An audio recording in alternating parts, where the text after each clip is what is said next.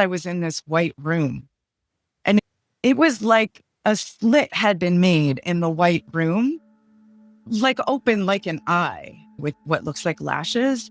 Those were like marks where it was stitched up. It had been opened before. It opened up and it was the universe. And I dove right in. I was like, oh, what's that? I better go in. Curiosity that led me to go down there. And the next thing I know, I'm like, oh, I think I'm in a tunnel. I'm in a tunnel. Oh my God, I'm in a tunnel. This is so cool. And it was like a living tunnel. It was dark, but not dark. It was like the lightest areas were just made of like lighter photons. I don't know how to explain it because it was brilliant, but dark. And I'm hovering over this thing, looking down like, oh, there's train tracks. Oh, that's cool. There's train tracks. I wonder if there's a train that's going to go by. Well, I look down. I'm like, oh, that's not a train track. Grab your favorite beverage, settle in, and subscribe. These stories will change how you see everything.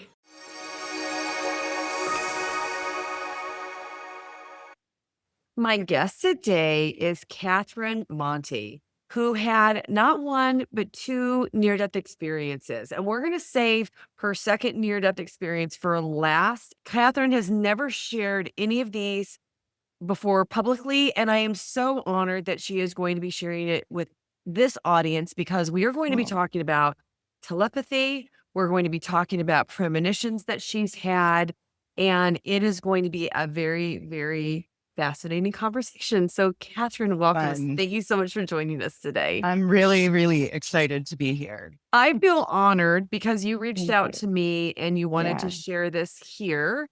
And we had a chance to talk a little bit before, and you have had so many incredible experiences. And for the people who have watched this channel before, I've talked quite a lot about the telepathy tapes and ESP. And you are a twin who experienced ESP beginning at the age of 5 with your twin. So I would love for you to elaborate, because I'm going to guess that's where all of this probably opened you up. For the beginning, I think it's definitely a part of what did, for sure. So I'll just say quickly that I realized when I was really young, this is, we were driving home, and I had this idea. I wanted to go to a specific place, and my twin sister mentioned that place and asked my mom if we could go there. My mother said no. And I started thinking about more specifically where I wanted to go within the mall, which was a pizza place. And my sister says, Mom, can we go for pizza? And my mom said no, but I was left with this feeling like, wow, she's reading my mind, right? She said the two places. So I want to flash forward then to when she was pregnant. So actually, when we were teenagers, we did some candy striping at the local hospital. So I knew the phone number by heart. And okay, so flash forward. Then when she was pregnant and giving birth to her first, I felt it. Like, I knew this is not my pain. This is Janice's pain. This is her pain. And so, like, I picked up my cell phone, and instead of calling her cell phone, which is what anybody would have done, I called the hospital and I asked for her room, and they put me right through. And my mom picks up, can't talk now, having the baby. And so I knew, okay, well, there's my like evidence that this isn't my pain. So, I mean, these are just some things. I'm a believer. I lived it. So yeah, I mean, those are basic experiences. Now, there was a really intense experience when she passed away, but I think we'll get into that later. Yeah, we can talk about it right now if you want to, and then go into the new experience afterwards. Yeah, let's stay right here. Okay. Okay. I don't even know where to start, because days before her car crash, I knew something was going to happen, and I knew it was related to that. I had actually mentioned a friend, like, I have this really bad feeling that she's going to be in a car accident. And that was like 4 days before it happened. And then it happened. I I was afraid to go see her in a coma that first night because I knew right away she's going to die. Like, she's not going to make this. And I don't like, I say things bluntly sometimes. And I remember blurting that out and blurting it out in front of my mom. And I feel really bad for that, but it also was what I was getting and feeling. And that was partially from her. And so she was in a coma for a whole month, and I was the only person that she could talk to. And I say that because she was here talking to me. I knew what to expect. I knew what was going to come. I just didn't know when. I went to the hospital the first time to see her, and I stepped foot into that room, and that's when my third eye opened right up. And it was like a screen, an invisible yet visible to me screen across the air in front of me while I'm seeing her through it. And it was standing in line in this row that we were in, taking visitors during her funeral. And it was a packed house. And it was very distinct. And so one of the nuns came and went through the line and said a funny story about her. And we laughed. And that was my vision. And then it just pulled close again. And I know what to expect. I now know, like, she's definitely going to not make it because this is what I'm being shown. And I kind of didn't really know what to do at first, but she was with me in this way that she hadn't been before. It was much stronger. And also, how do you tell people around you, like, there's this thing going on that you can't see, but I can feel it. Trust me, right? How do you do that? It's not easy.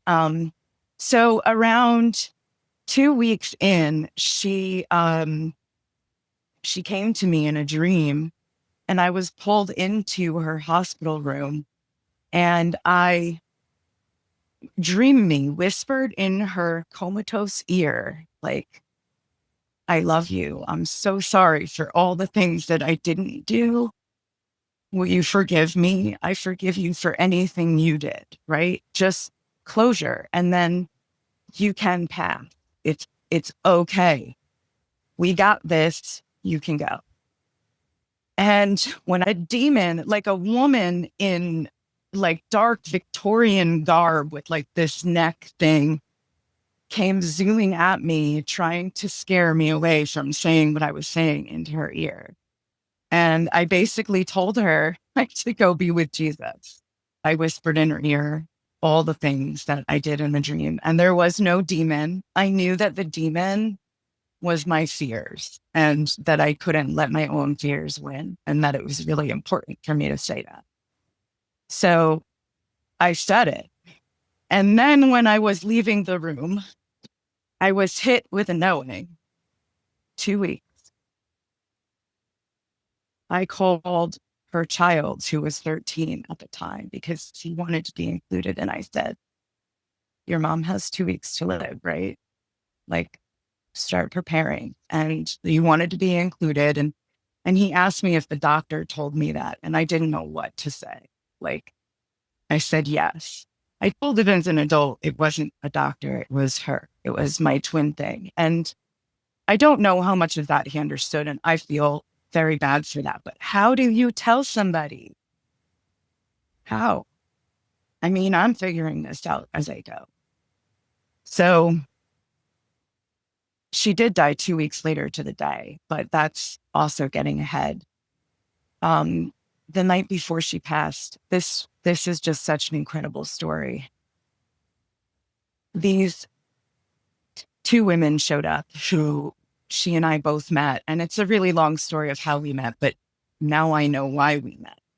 And it was for that moment. The daughter and the mom both have some spiritual psychic abilities. And the daughter was being shown where to come by my sister, dragged there to come and be with me. And this is moments like within 20 minutes before she passed, I was freaking out. I was having a panic attack because I didn't know what to do. I knew I'd figure it out, but I knew it was coming and I was there by myself. And then they just showed up. And I took my twin in my arms and I promised her that I had taken my first breath before she was born and I would be here when she took her last. So I did. And I just took Janice's arms in mine and just wrapped them up around her. So that's why I got once a twin, always a twin on my wrist, like to symbolize that. And in that moment that she died, I want to say I don't know where I went, but I do know where I went. I went to that void, but that void that's completely full of knowledge and love. It was total darkness. And even though her body was here, I felt her right here.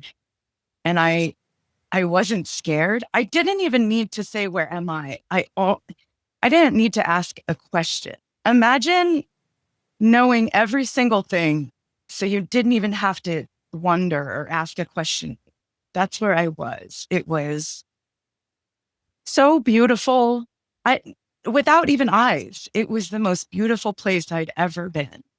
I knew that I didn't have the eyes to see it, and then I wouldn't. And then just as that pulled me into a place, it pushed me back into my body, and it felt like a knife went right through me and right out my back. And it didn't start to get loose for years, many years it took. And I needed to grieve not quietly, but on my own in I'm going to say somewhat destructive way. I didn't know it was going to be that, but it wasn't what I needed at the time. But looking back, I was where I needed to be at every moment to get here now. Anyway, that's that.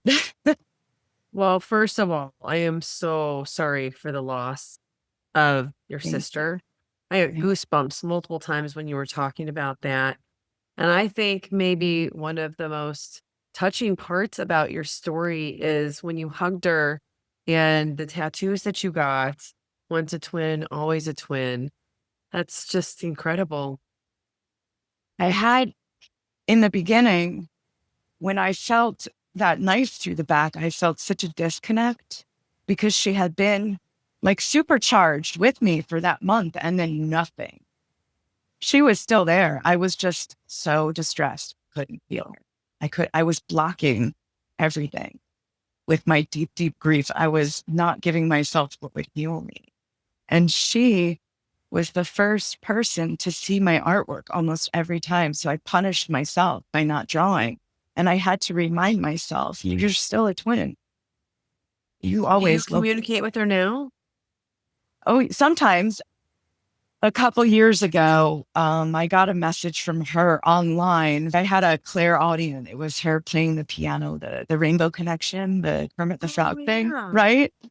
Okay, so I had this vision in my mind, like, oh, I should paint that. I'm thinking the rainbow around the moon, the banjo, the canoe, all this stuff.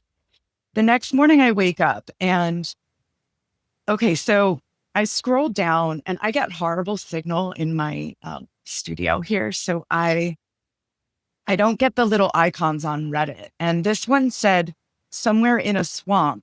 And I, from the Reddit subreddit gouache, and I pushed it away. Well, I have Raynaud's, however you say it.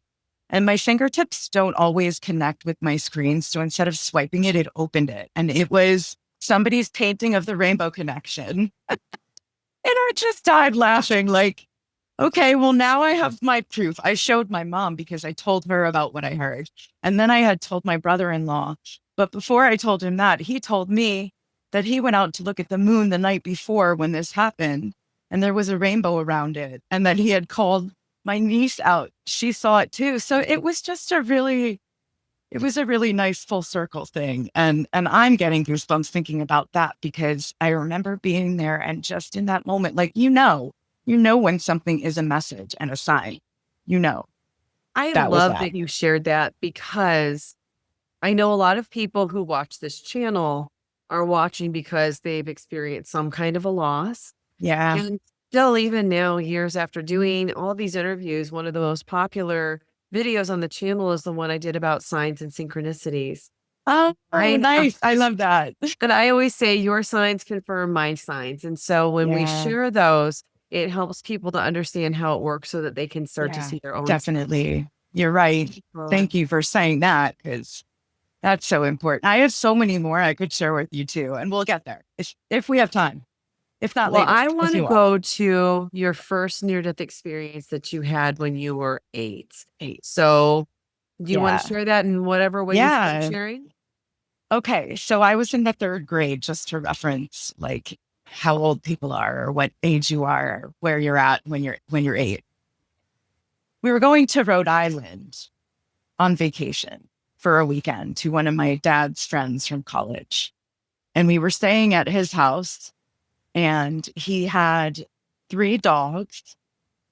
There was a big garage off here, and the house was here. And we were there for about 3 days. And the last day that we were there, we were getting ready to go to the beach.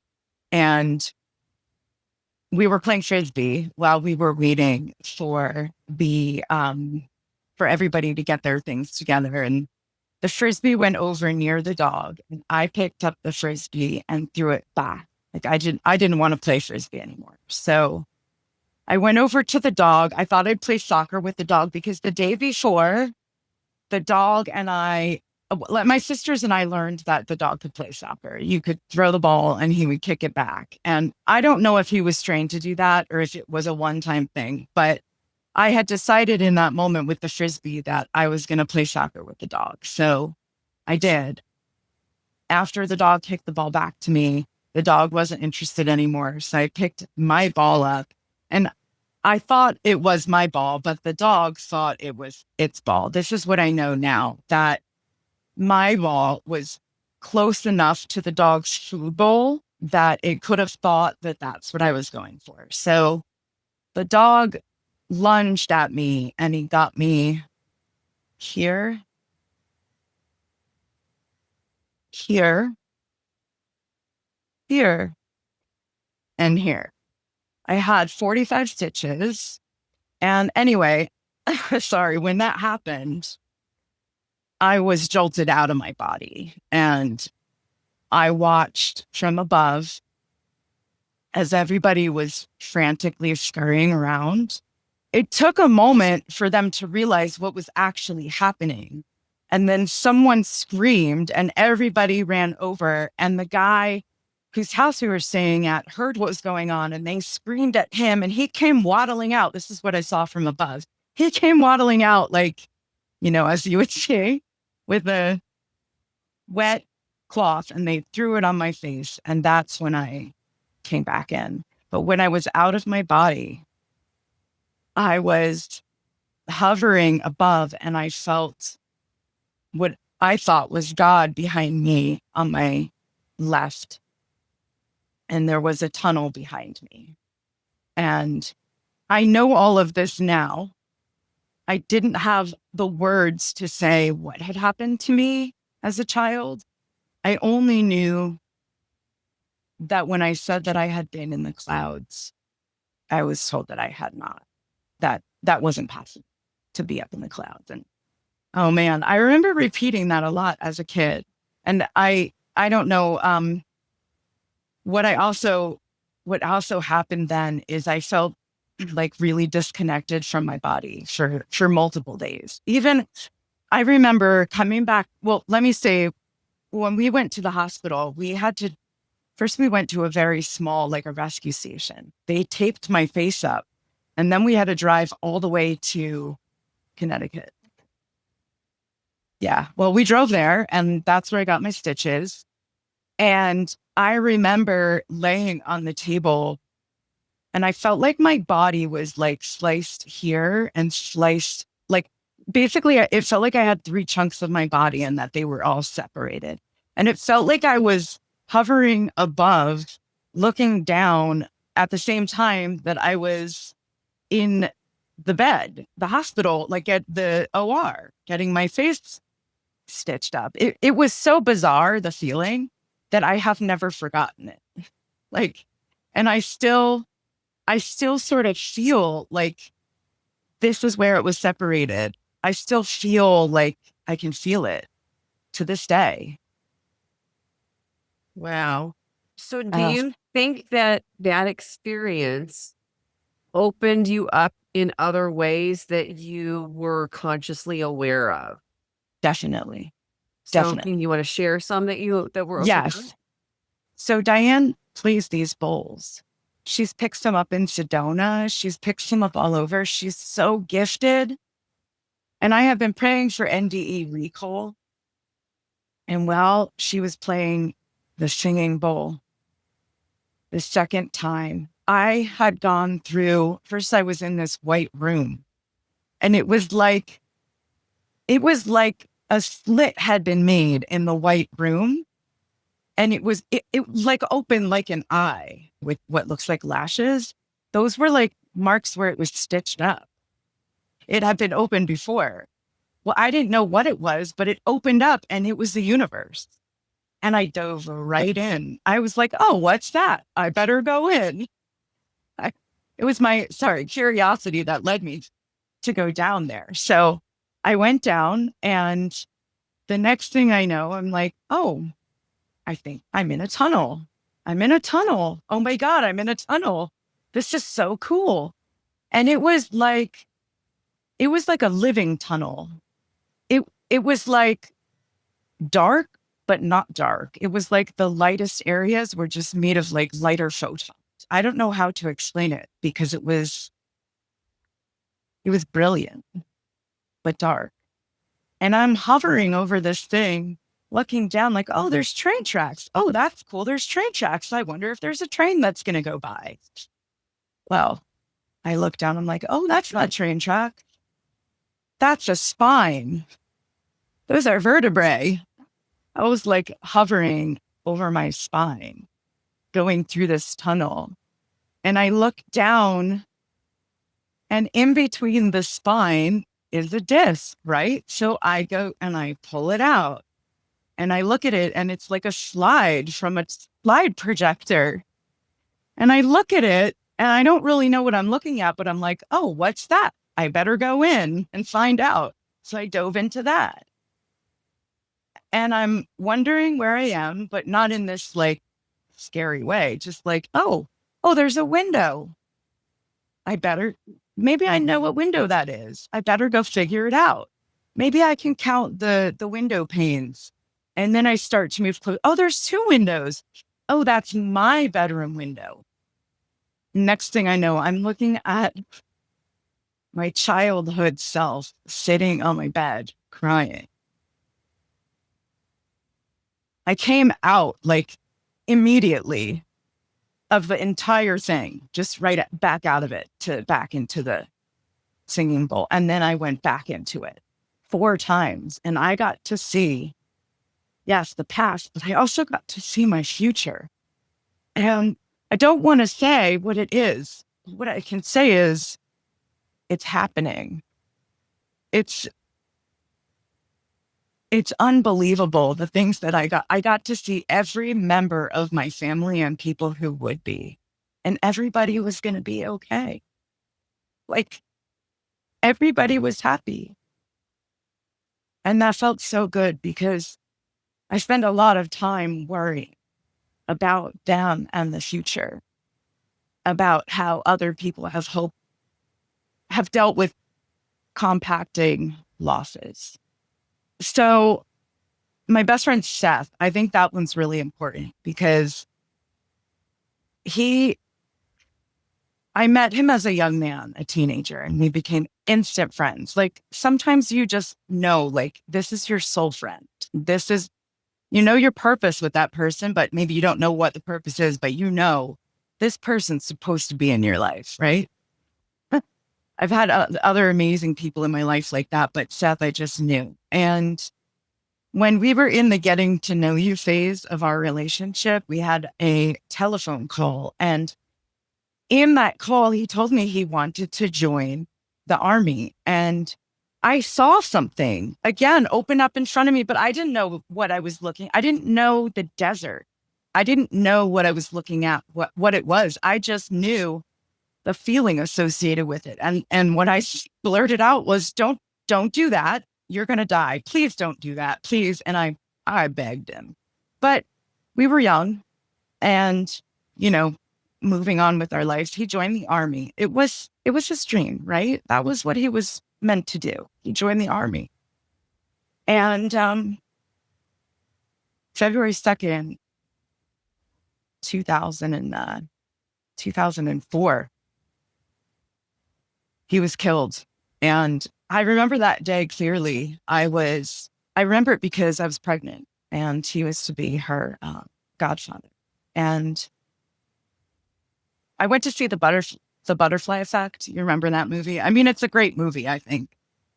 And I think it plays nicely into this because of the different timelines and stuff and all of that we're finally recognizing and understanding as a collective. But anyway, I remember that day clearly because I went to see that movie. And when I got home, we put CNN on and the ticker, I'm going to say it wrong, but it was one soldier killed out 35 miles outside of Baghdad in Iskandaria, Iraq. I'm definitely saying it wrong. And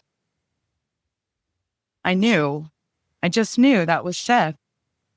And I wanted to be wrong, so I didn't call anybody. And I thought, if no one's calling me, I was wrong. And then on Friday, I got the call and it was my dad. His wife, Seth's wife, was so panicked. She couldn't find my number. She had the army look for my dad. And that Friday, the message got to him and he got it right to me. And my phone didn't even ring. It was a voicemail that, I'm so sorry to tell you, Seth was killed in Iraq on Tuesday. Like, I already knew. Like, I didn't want to be right, but turns out I was. And that, I don't think that would have happened to me if I didn't have this experience. See, I think that when I was bit by the dog and I left my body, that there's a lot that I blocked out and that I'm still trying to recover. That story is so similar to my experience that I've shared with my passed away loved one, Mark. So many similarities to it. Wow. Be in the sense of how you found out. So Yeah. much like you, I was walking in the ponds one day and I had this thought that he died, and I hadn't talked to him for 3 years. I didn't know his whereabouts, Wow. but it was just a weird thought and I pushed it away because he's Yeah. 56. Like, why Yeah. would he die? I didn't Mm-hmm. understand it. And then an hour later, I had a Yep. second thought that he had died in a plane crash and his bandmates would call me. Now, this was such a specific thought, and I knew it wasn't mine because he had been a cigarette Yeah. smoker. And if he was going to die, it was from smoking, not from small planes, which I thought were safe. So in that moment, I didn't look anything up. I was getting ready for a meeting, but it was just such an odd thought. And my dad Yeah. went to work that day, and there was a ticker on Yep. CNN at the That's bottom of the nuts. computer that said Mark Abrahamian Man. stepped off the stage on Wow. September 2nd and died of a massive heart attack in Norfolk, Nebraska. And they sent me a message. My phone did not ring. I got a voicemail and it was my Yeah. mom saying, I am so, so sorry. And I didn't understand the message. So when you told me that, I was like, I Yeah. don't know how a story could mirror somebody else's story as closely as Yeah. that mirrors yours. And I just feel such a Wow. kinship in you Yeah. sharing that in the way that you told it and experiencing it. And again, these are confirmations that these Yeah. feelings and these thoughts that we get, could it be our higher self, our future Right? self, Yeah. letting us like soften the blow because we I know thought it's going about to be that. such a big blow? Well, yeah. Yeah. What have you thought about that? Tell me. Well, I have thought about that. I've thought like there's a reason why I'm knowing this. I mean, obviously I'm connected. That's not the reason. But Right. I mean, I'm not sure necessarily what it is in all cases, but in some cases, like in the case with my twin sister, I thought about that heavily because my brother-in-law told me at one point, Kate, I don't know what we would do if you weren't here to tell us. So if that's not, and it wasn't me, I was just a voice box, like she was telling me what was going to happen.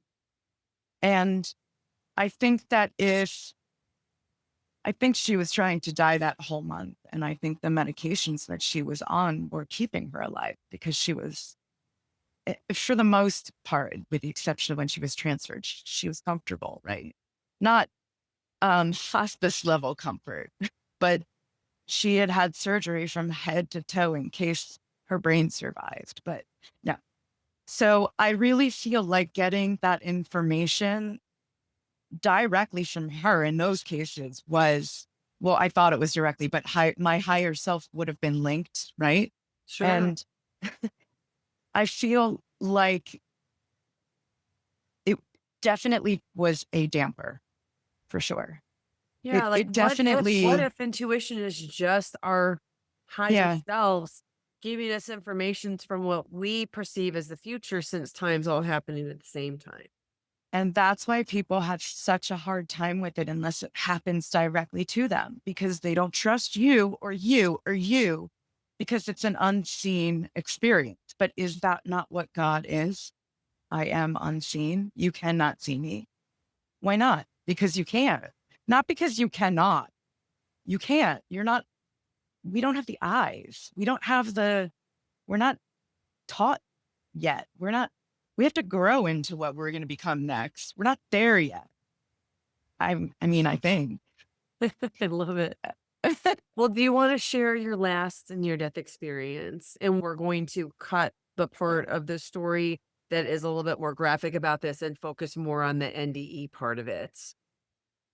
And it's really quite, I'm just going to say, I was attacked in 2020 and I left my body 2 times and watched what was occurring below me, completely disconnected to the fact that that was me. I'm not going to go into any more detail, but what I will say is why that's important is because, so my timeline is, I apologize if I got it a little screwy. But basically that opened a door or a window or opened me back up again because when I left my body, it made me remember when I was 8. It made me remember what had occurred. And it validated all of that and sort of opened, I'm going to say it cracked the doors for my spiritual journey and healing. Um, because I definitely like it kicked the door open. Let's just say that it kicked the door open. And that's when I started to really like work kind of with myself a little bit, like meditating. That's when I realized every single time that I was passing a kidney stone or that I had a migraine and I was bedridden or that my nerves were going crazy and my meds just weren't working enough, but I couldn't go to the hospital or I shouldn't, right?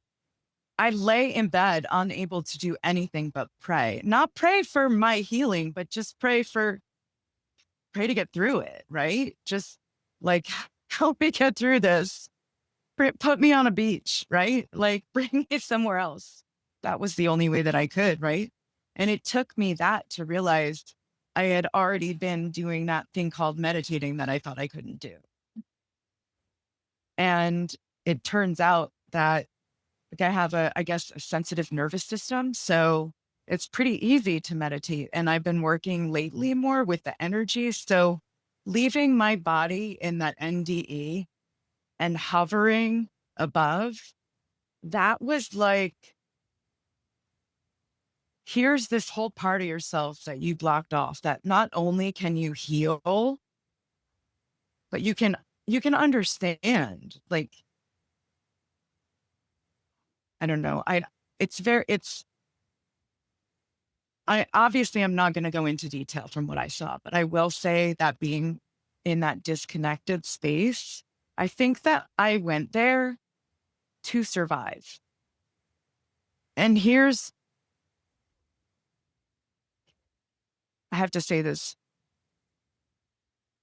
the next day, I was told, how do I say this? This person thought that I was dead. I was told that. And so first I started to think about all of these like earthly things, like, oh my God, what would he have done if that, you know? And then I started to think, oh my God, I left my body. That is real. That really happened. I just protected myself and somewhere along those lines made a decision to go back. Why? I'm still trying to figure out the why, but not in a bad way. I mean, all of these amazing things have occurred in my life. And if I had chosen to go, they never would have happened. And they're still happening. And therefore, I can't look at any bit. It's hard to look at any horrible thing that happens to you as something that happens to you and not for you. But it's definitely a traumatic thing, but I can see how it happens. I just, this whole side of spirituality and psychic nature that even took me another 3 years to connect with. I'm here. It's happening. It's amazing. I don't want to be anywhere else. Catherine, that's so beautiful. Thank you. One of the things I love about what you said is something that we've talked about on the show an awful lot. And that is that things are happening for you and not to Yeah. you. And Yeah. I think that there is a freedom that There is. you get in your life when you can get to that point. Also, you get to look at why, you know, like, and also view everybody as your teacher instead. Like, what is this person supposed to teach? Oh, they're my biggest teacher, also my biggest trigger, but that means they're your biggest teacher. And everything that's occurring, yeah, of course it's for you. It's for them too. And some of us wake up to it. The people who are awake to it are the ones who have to wake everybody else up, I I think. love that. So, well, I'll share a quick story of something just when we're talking Oh about things yeah. happening for you and not to Yeah. you, Please. it doesn't have to be a big thing like what happened with your near death experience. It can be Yeah. small things. And I'll give you an example because this is really the way that I try to live my life every single day in this state Yeah. of when things go wrong that used to upset me or used to not understand why they were happening. Yeah. I immediately go to this is for me, not to me. This is for me, not to me. Right. So Right. I was at my cabin the day before I was leaving, and I have to pack up and I leave for, the whole for 8 months and I don't come Yeah. back again. And there's a lot of little things that have to happen. And because it's remote, I have a propane tank, like 100-pound Right. tank. And I discovered that there was a place only 10 minutes from my cabin that I could fill it up. And so I loaded it on my trailer and I got it there. And the kid who was operating it at the gas station couldn't figure out how to fill it because he was looking for a tear weight that it didn't have. Oh, So okay. I I think to myself, where am I going to go now? Because the place I Yeah. normally go is like 45 minutes away and they were going to be closed before I could get there. And I didn't have time in my day the day before I'm leaving on the Friday to do this. And I started to get upset and Yeah. I asked him where I could go and he gave me the name of another place. And so I went there and it was a Tractor Supply store. And Yeah. the guy came out and he immediately helped me. And I could tell he had so much experience. And he's like, oh, there is no tear weight on this. He didn't know what he was doing. And he proceeds to fill it up. And so it takes a little while to fill it up. And I'm Yeah. talking to him and I'm asking him if he's from there. And he's telling me how he'd like to go to Alaska. And I said, well, what's stopping you from going to live where you want to live? And he said, my mom. I've been taking care of my mom. And I'm like, well, how old's your mom? And he looked at me and said, she died 2 weeks ago. And then Wow. randomly, I'm a stranger. He says, Yeah, right? I haven't been able to grieve. I haven't been able to cry. I haven't been able to grieve. And it opened Hmm. up this beautiful, makes me want to cry and talking about it, this Yeah. beautiful conversation between the two of us where I share these amazing little tidbits, these little gold nuggets that my guests share with me and throw out in the audience. Yeah. And I shared that with him, and he said, I feel like you were meant to come here. And You I are. left that gas station, first of all, feeling upset, and immediately changed it and said, this is happening for me, not to me. This is happening for Yep. me, not to me. I couldn't imagine what was going to happen 15 minutes later. And Yeah. that was the Right. reason that didn't work out because I wasn't meant to be there. I was meant to be somewhere else. And so I want people to Exactly. hear that you are put in these amazing conversations for a Yeah. reason, and that when things go Definitely. wrong, sometimes it's just so that you can be redirected to something else, and you have no idea what a smile, what you're gonna say to somebody is gonna do. Exactly. And that's the ripple effect. That's the ripple That's the effect. ripple effect. And actually, that's something my boyfriend and I talk about all the time. And the life review and the ripple effect. And like the last thing I want to see is a big smile on someone's face, right? Like I want all, the ripple effect, just smile when you can, right? And get through whatever's thrown at you because there is a reason. There is a Yeah. reason. You might not know it yet, but you probably changed his life in ways he'll probably always think about you as the person who shoved him, who opened his eyes. I mean, shoved in the best way. I mean, Yeah. like, and I don't mean that to like talk you up, but I mean that because that's, you just don't know what it'll bring. Something life changing for someone else required 15 minutes of it. I mean, could be annoyed or could just say, this is happening. This is happening for me. This is Yeah. happening for me. Right. Yeah. Oh, And that's it. I love these conversations so much. So, Catherine, you have had so many unusual Yeah. experiences. Yeah. You've had the There are more, but a telepathy. lot. I Yeah. know, you had the telepathy. You had the, amazing first Yeah. near-death experience that opened you up to be able to have these premonitions and to understand things, and the life review, and the third eye opening, and Yeah. all of these shared death experience with your twin, like, all of these things. So, you wanted to come on here and tell Mhm. this experience. What do you want everybody who's listening to really know? First of all, I guess if these experiences are happening to you, they're real. We all have gifts. I think it's time for everybody to just start listening. I mean, I think about it this way, and this is what I've been calling it for a while is we have the Bible and we have all these individual gospels. Well, let's just say every single person who has these experiences, I call it the gospel of many because it's like if you gathered all our experiences together and actually listened, maybe we would know what our purpose is. Like by listening instead of having to figure it out the hard way. Maybe we would know not to be afraid of death and maybe we would live our lives differently. And I don't mean like we sign out when things get hard. Maybe things don't even have to get hard. Maybe life doesn't have to be as difficult. And it doesn't. It really doesn't. But that's the whole point. It doesn't have to be that difficult.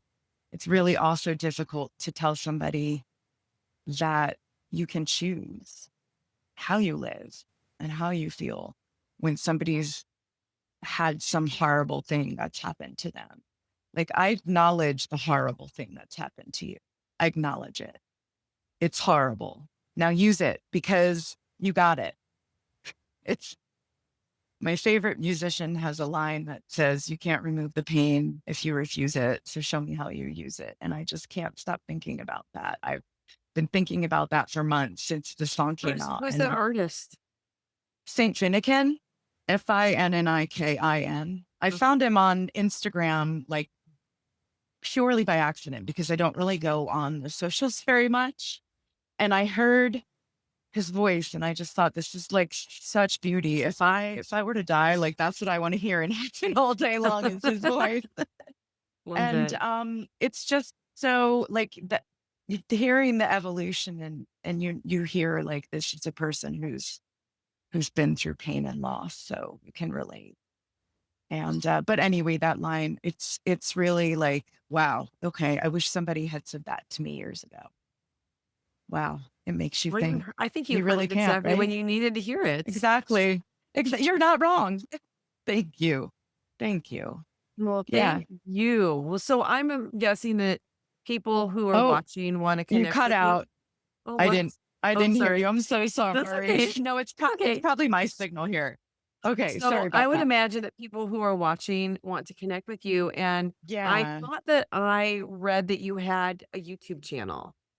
So I don't actually have a YouTube channel. I do go on my YouTube and all my playlists are other people. Like I haven't put myself out there publicly in any way. Like this is the first time. So I don't actually have a YouTube channel, but I watch. But what I do have is an email address. Yeah. If people want to connect with you, are you open to them emailing you? Yeah, let me write it down so that I make sure I spell it right. Okay. Um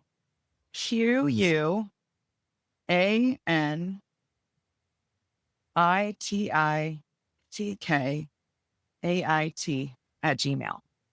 Okay. I will put that in the Okay. comments for people. Super. Catherine, thank Yeah. you so much. Thank you for reaching out to me. Thank you for Thank letting me you. be the first one to let people hear about your beautiful experiences. And I want to thank you so much for what you are helping to do to wake up the collective. It's brave to come on and tell your story for the first time. So thank you for what you're doing.